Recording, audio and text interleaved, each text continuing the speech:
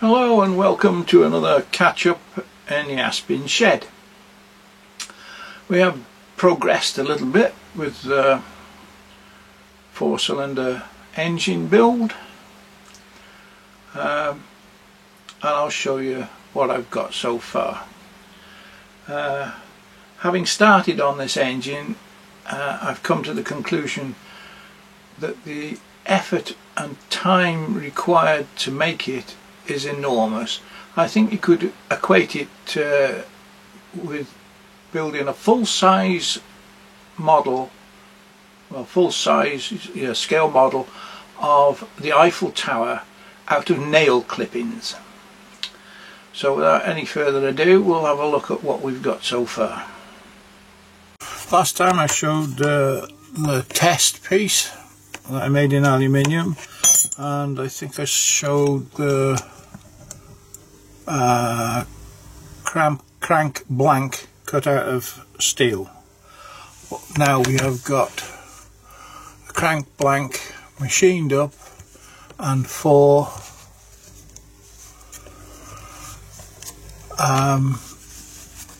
Conrod blanks machined as well. It is one of the most frightening things I've made so far. It is not fun, because one slight mistake and you've got to start all over again. So that's what I've got so far. As I say, I've made it using this principle in the lathe. One side driven with a little dog and centre, and the offsets, which are 9.8 millimeters, and so far it's gone pretty well. All the journals for the big ends, the Conrods, are all brought down to 6 millimeters, and a final polish and fit of these dual Conrods. They're split, bolted with M2 Allen bolts. See that one a little bit better, I think.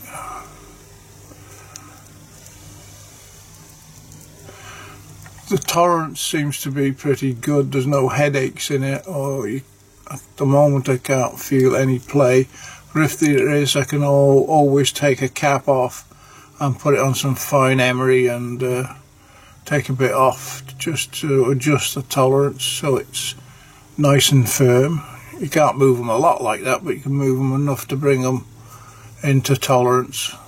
This one's a little tight, but I think that'll just free off as we move it. That one's a bit slacker, that one's a bit firmer, and that one's a bit firmer. So as I say, we can bring them all to the same tolerance, I think. Where is it there? The other thing I did as a test, I don't know if it's relevant, but I put all the Conrods like that, and was able to pass 5 millimeter ground rod straight through all the